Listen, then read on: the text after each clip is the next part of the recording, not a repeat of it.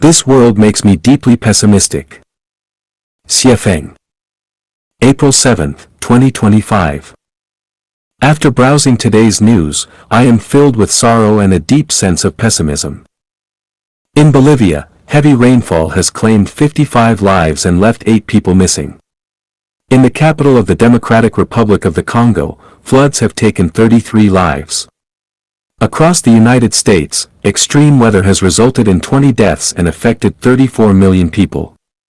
In Haiti, an armed gang attack on a township has killed at least 262 people. In western Sudan, a refugee camp was shelled, leaving 26 dead. Trump's tariffs have already wiped out over $5.4 trillion in global market value. On the battlefields of Russia and Ukraine, soldiers continue to fight to the death. The suffering seems endless. All of it fills me with deep sadness and despair. This beautiful planet Earth, capable of supporting tens of billions of people to live joyfully, happily, freely, and blissfully, why has it become a world so full of misery, disaster, and hostility?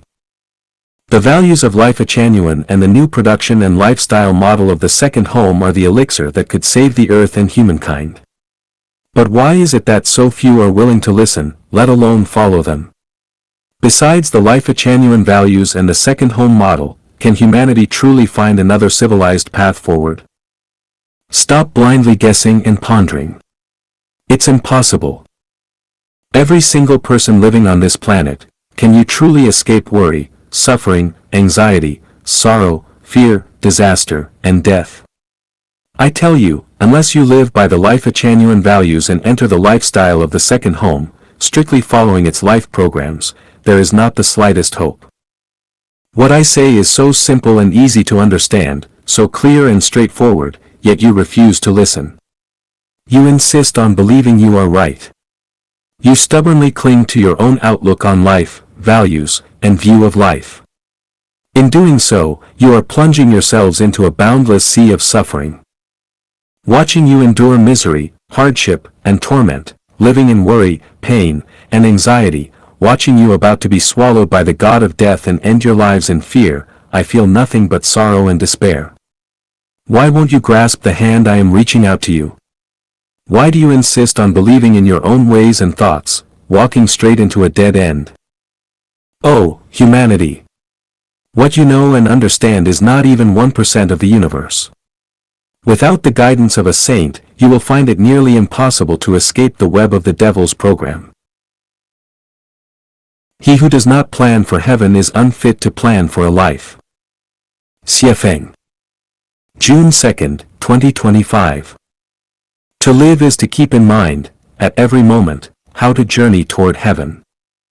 If, by the end of one's life, one cannot set sail for heaven, then that life is nothing more than a fleeting blossom, an illusion, a dream that vanishes upon waking. To live is to walk step by step toward heaven. If one keeps circling in the human world, going around and around, the outcome will be either reincarnation, rebirth as an animal, or descent into hell. If a person does not plan each day how to reach heaven, then no matter how hard they work, how diligently they strive, or how fiercely they struggle, it is all in vain, just muddling through life in a drunken dream.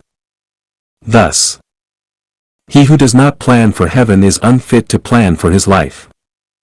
From a fly's point of view, discovering a pile of dung is great fortune, a cause for pride and celebration. Now think about it, if a person amasses billions in wealth, becomes a governor, a minister, even a president, how is that essentially different from a fly owning a pile of dung? Even if one brings glory to their ancestors, wins a Nobel Prize, or earns the admiration of millions, if they cannot ascend to heaven after death, it is still nothing but a dream. Life is short. Even if one lives peacefully to the age of 80, it is no more than a yellow millet dream. How much more fleeting for those who die halfway? Without seeking heaven, one is fated to return to dust or fall back into the wheel of samsara. What pride or honor is there in that? If one cannot enter heaven, what wisdom is worth preaching? What cleverness is worthy of praise? It's all just self-amusement, or empty applause echoing in a hollow chamber. If one cannot reach heaven, what is there left to compete for? Struggle all you want, it's nothing but chasing the northwest wind. Words that do not point the way to heaven are empty talk. Some people's nonsense merely has a more complex molecular structure.